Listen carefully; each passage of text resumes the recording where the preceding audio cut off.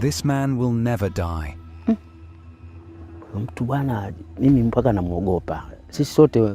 I kid you not. He has died not just once, twice or 3 times, but 6 times and came back to life.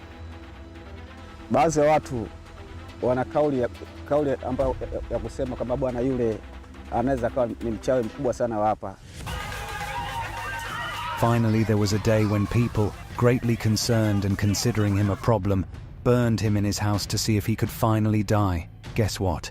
He was burned and couldn't breathe because of the smoke. He died that day, but here I am with him today.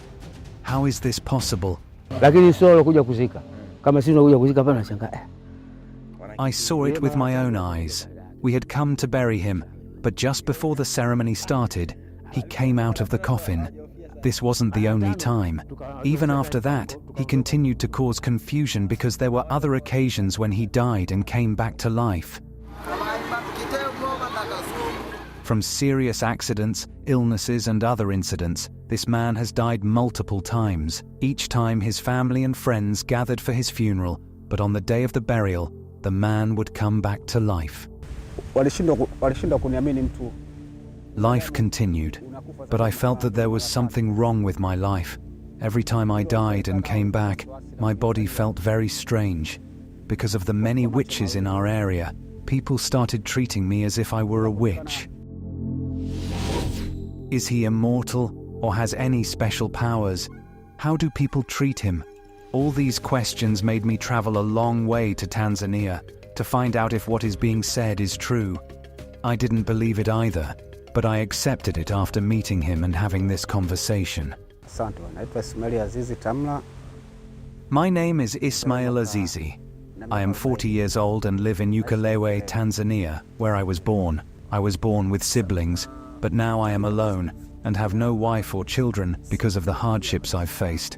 I did not grow up in a wealthy family. We were very poor. I couldn't pursue further education, which affected my chances of becoming wealthy or achieving something special. Despite my dreams of becoming rich, my struggles in life made it impossible.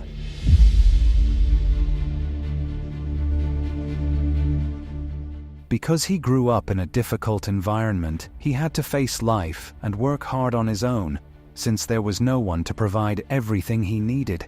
He couldn't rely on his parents, siblings, or family due to their limited resources. Day after day, he worked very hard to survive. However, as he grew older, life's challenges became even more demanding. The problems I have faced in life are numerous because each one was related to my circumstances, and I had to deal with them. To find myself living as you see me today, there was a time when I was at work and had a very serious accident. Everyone who saw it thought my life was over. They took me to the hospital in critical condition, and when we arrived at the hospital, the doctors told my friends and relatives that I was dead. My brothers and other close family members had already accepted that they had lost me in the accident. They took me to the morgue. I didn't feel what was happening before, but I woke up again, feeling very cold.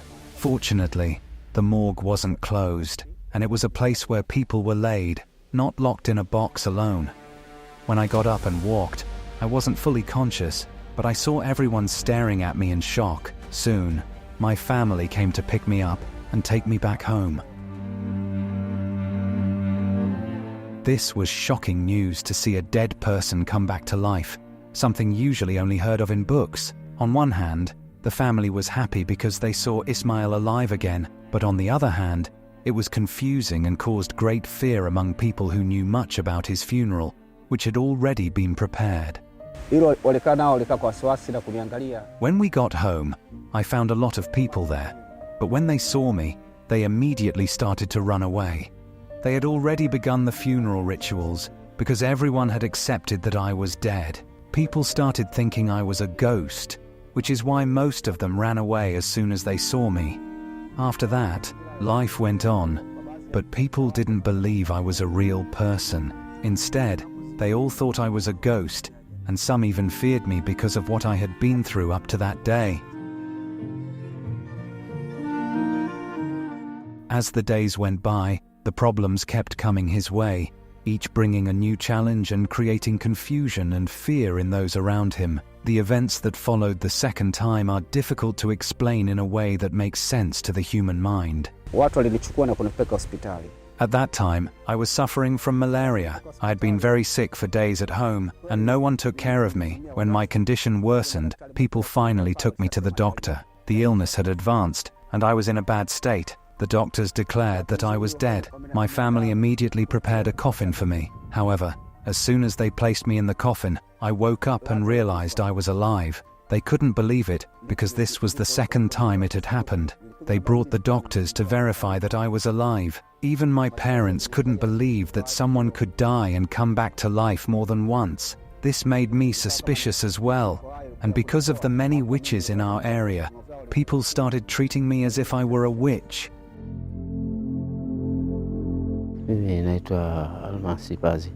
My name is Almansi. I was born here, and I know that man very well.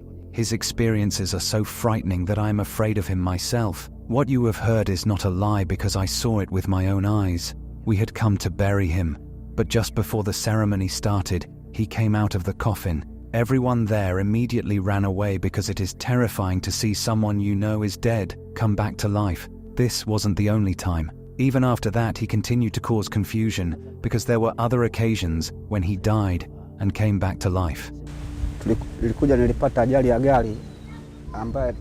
I finally reached a point where I started wondering who was responsible. For the third time, we were on a trip when our car collided with another vehicle carrying fuel, and I went into a coma. This happened at different hospitals, and even the doctors started to get scared because I had been in front of them so many times. They began treating me as if I were a witch. I returned home, and life continued, but this time, I was living alone because my family was far away. It didn't end there. The following year, while farming, I was bitten by a snake. With no one to help me, I went to the doctor only after the poison had spread throughout my body. It didn't take long for me to die. This time, my family came back because I spent 3 days in the morgue, which was longer than I had ever been dead before. This time, many people, including his family, believed that he was truly dead. They gathered again and planned his burial. However, the day they went to retrieve his body from the hospital became the most horrifying day of their lives. His old friend recalls being among those who went to pick up the body that day. Often when I think about what happened that day, I feel scared again. We all thought it was over since it had been 3 days. We went to the morgue to bring him for burial, but we found him looking alive. Some of us were in shock because it was hard to believe, but we saw it with our own eyes. It didn't stop there. Months later, he fell into a toilet pit and was taken out dead, but then he got up again. Everyone ran away in fear, and now, whenever we see him, we run because we can't believe he's human. This was the 5th time this man had died but come back to life. In the area where he lives, people started treating him as a sorcerer, while others believed he was under God's protection. However, most people began to see him as a serious problem. Even the last time, it was the locals who tried to end his life.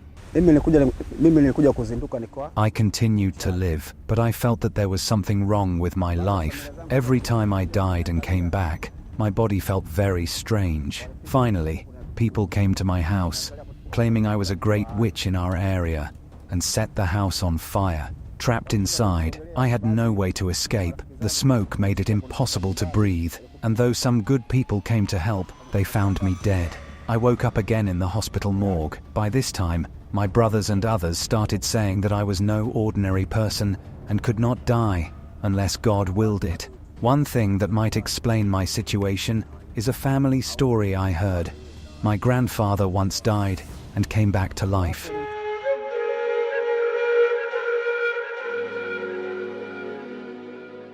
Today, he lives a solitary life, doing everything possible to survive in a small old house, with no neighbors or anyone around him. He takes care of himself and does all the housework alone, without any help from relatives or friends.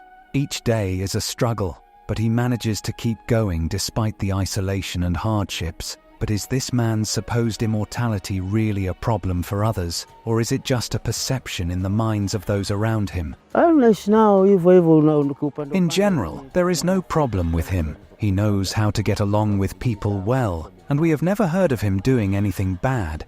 People fear him because of what happened, but he is not a bad person in society. I don't think people's attitudes will change because it's scary living with someone who has died 6 times and come back. However, Ismail is not a bad person, it's just the problems he faced that make people wary.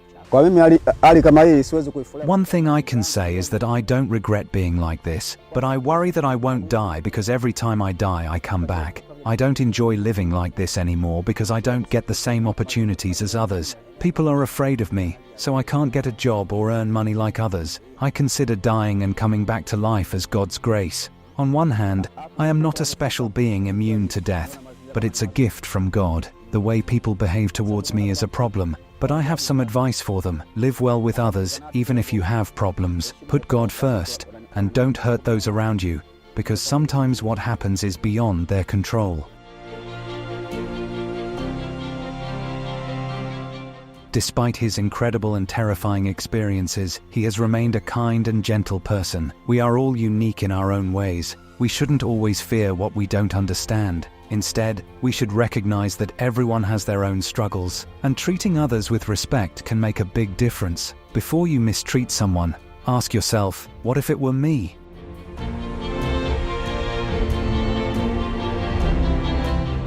Thanks for watching. I am Simon Greenwood, and this is Afrimax English. Don't forget to subscribe.